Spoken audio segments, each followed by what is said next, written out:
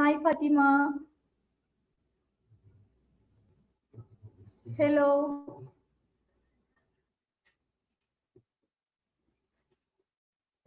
Hi Fatima.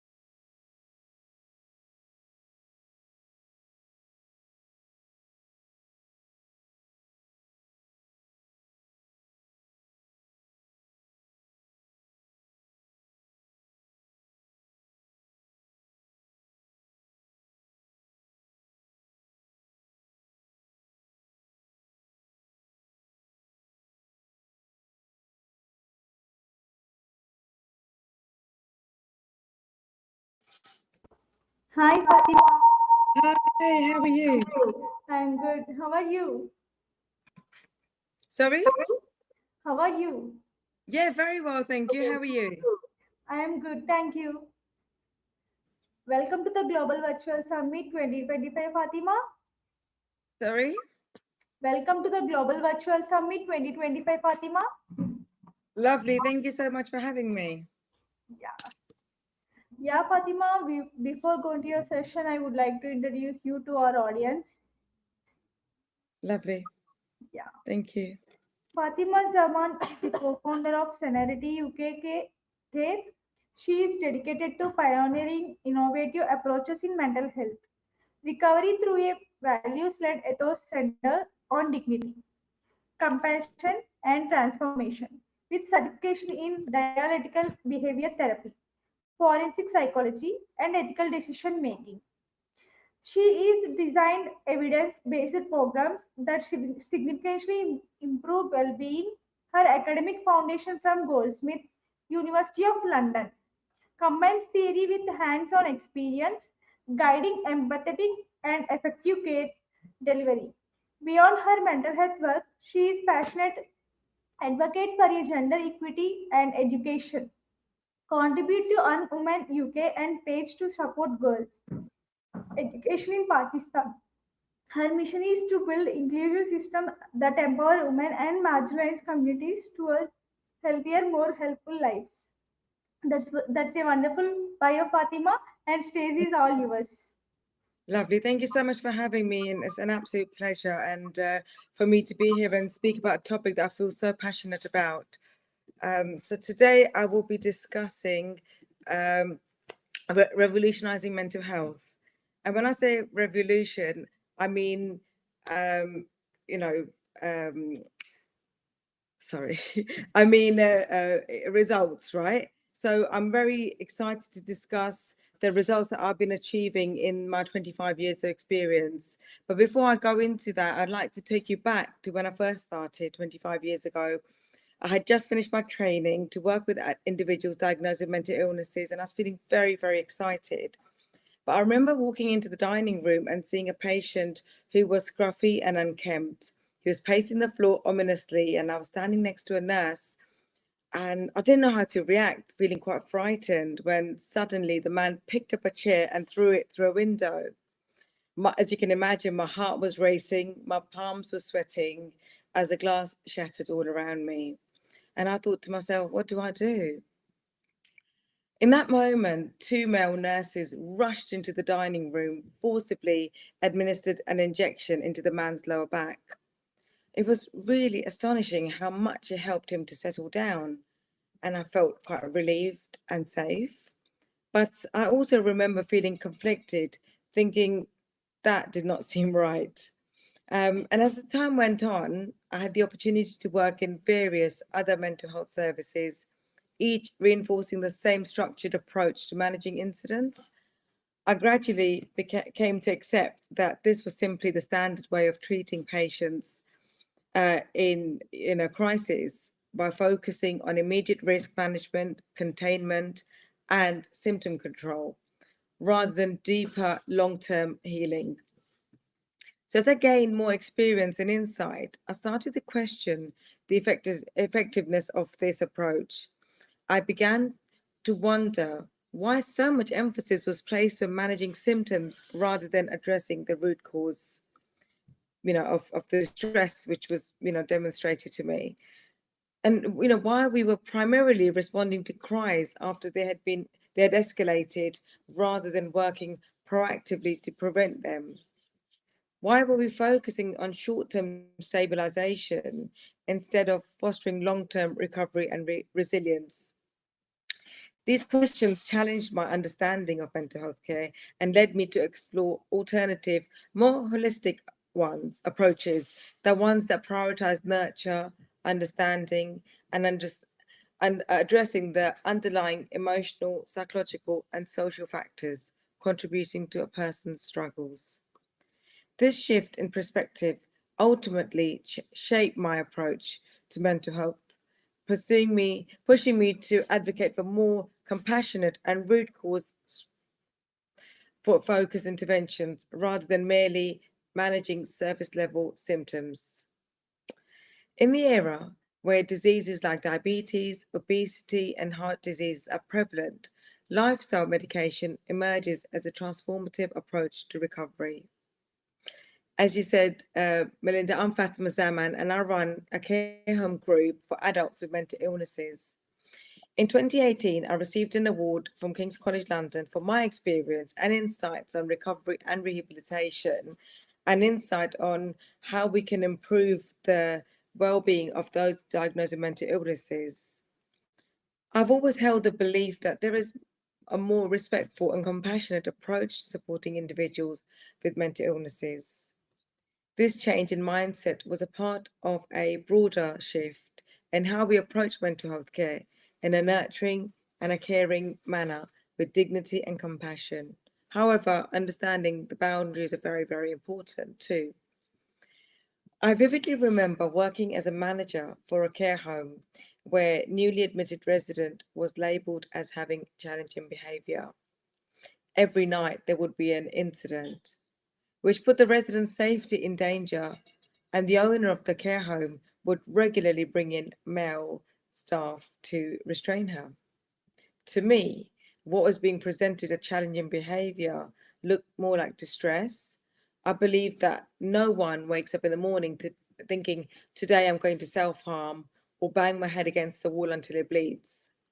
So I asked the staff to phone me first in future so we can reassure her and validate her feelings and also explore what was it that triggered that behavior. So the next time I got that call, I suggested we try a different approach. Let's try being gentle and kind and just ask the member of staff to, say, what's wrong? And a couple of hours later, the member of staff said to me, Fatima, you won't believe what happened. I asked her what was wrong, and she broke down, telling me how hard life had been for her and how no one understood her. Then she talked for a while and then fell asleep. And that was the moment I knew this is the way. And determined to change the trajectory of how care was provided to psychiatric patients, as a family, we opened our own care home. We transformed our family home into a place where care was nurturing, not clinical. Today, it continues to run with a recovery-focused approach. Individuals often come to us with limited hope of recovery, yet through a deep understanding of their experiences and addressing the root causes of their distress, we witness remarkable transformations. When I initially engaged with clinicians, I was introduced to the perspective that mental illnesses stem from a chemical imbalance. While I respect the prescription of their viewpoint and the prescription of medication where necessary, I sought to challenge this notion by exploring the potential of healing when we prioritize addressing the core trauma driving these behaviors. I decided to explore the chemical imbalances, and what I found was phenomenal. Happy hormones that keep us stable and well, such as oxytocin when we're in a loving and harmonious environment, is released. Dopamine and serotonin is released when we are eating well and sleeping well. However, they significantly reduced when we are in an environment which is toxic, where there's abuse, there's neglect, and the anxiety is released, heavy doses of cortisol, the toxic stress is released. And that is what that shift is called, the imbalance. So when I realized that, I understood that we can rewrite this and rewire the brain due to neuroplasticity. So I started to operate in 3 guiding values.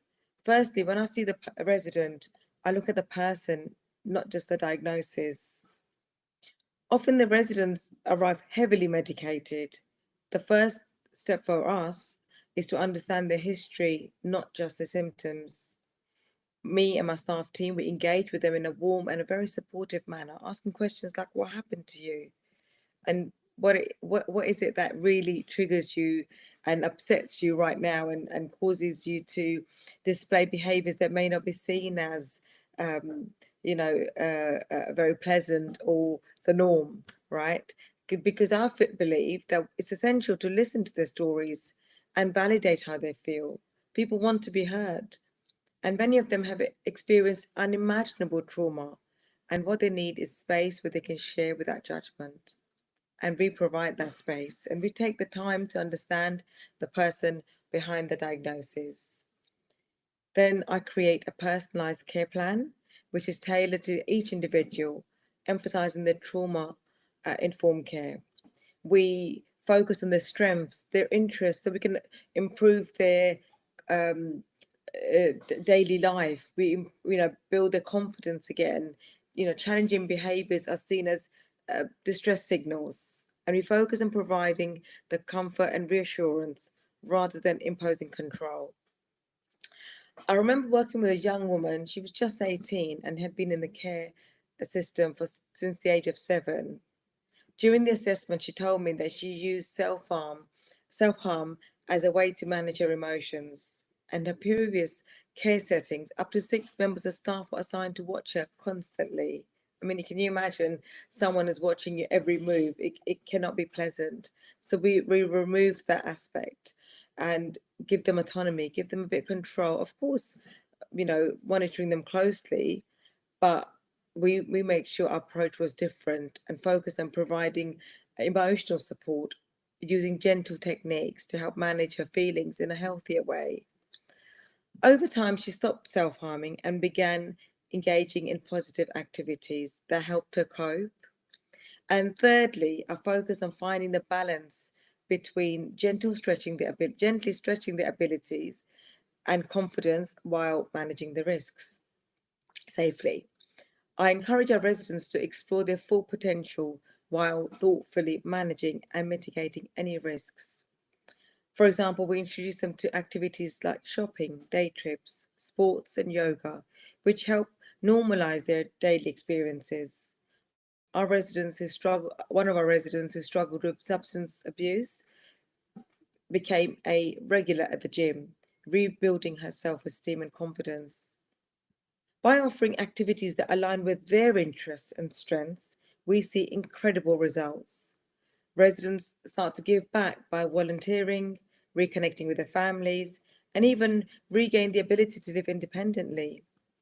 Some of my residents have moved on and are living in their own personal flats where they can live the life how they want to without having to self-harm or take overdose or engage in any negative activities.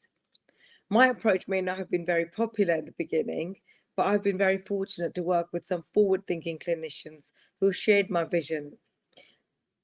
Dr. Phil Steadman, a consultant psychiatrist from Oxley's NHS, once said, I recall being struck from the first time I met Fatima at how completely different her approach to care was. Her focus on activities that build confidence and abilities while balancing emotional support is something I hadn't seen before. I've always found her to demonstrate enthusiasm and indeed passion for the well-being of my patients, and not just in regard to their mental health, but in broader biopsychosocial approaches as well. These guiding values have cultivated an environment where residents are not only supported in managing their behaviours, but also giving the opportunity to rediscover hope and embrace the possibility of recovery. Rather than merely controlling behaviours, we focus on the underlying causes, providing our residents with emotional, psychological, and practical tools they need to heal and grow. We engage them in therapy so that they can share their trauma, discuss how they feel, but also not dwelling on the trauma, but finding strategies and tools to help them get through a difficult day. I try to instill the notion that bad day does not mean a bad life, and there is hope at the end of the tunnel. And by fostering a nurture-led, person-centered approach, we empower these individuals to regain their sense of autonomy, rebuild their confidence, and develop a healthier coping mechanism. This supportive environment that we have created at Serenity UK Care encourages self-reflection, resilience, and personal growth, ensuring that every resident feels valued, understood, and capable of transformation. Ultimately, our goal is to go beyond just behavioral management. We strive to create a space where individuals can flourish, regain control over their lives, and move towards long-term recovery with optimism and strength. In the end, our role is to create a space where residents have hope, feel safe, respected, and empowered to make a positive change in their lives. That is the true essence of mental health care. Thank you very much. And if anyone has any questions, I would welcome you to the floor.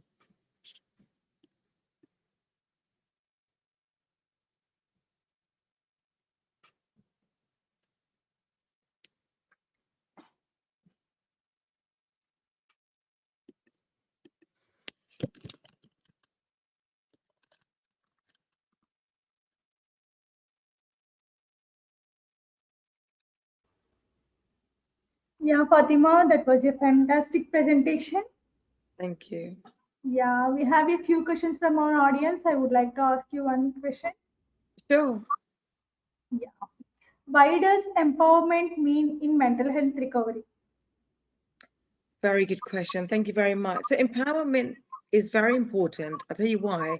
Because we can, currently the institutional model in mental health is imposing control, giving them tablets, restraints. And I feel that, if as human beings, if we are ever suppressed, feeling restrained, loss of hope, then we can never recover. We will remain suppressed. We will remain feeling low and down. But if someone is empowering us and giving us the possibility of getting better one day and living a life that's worth living, that really is transformational. So I like to empower my residents by finding out what they're interested in. What is it that gets them out of bed in the morning? It could be swimming, it could be yoga, it could be arts and crafts, it could be, I want to sew, I'm a very good cook. So focusing on their strengths, building confidence is something that is really powerful, and it really does make a big difference. So that, I think, empowerment, that is what it means in mental health. Yeah. Thank you, Fatima, for taking your time and answering my questions. Yeah. Pleasure. Thank you. Thank you for your valuable time and join the next session, Fatima. Lovely. Yeah. Thank you so much. Yeah, will be. Thank you. Bye-bye. Bye-bye.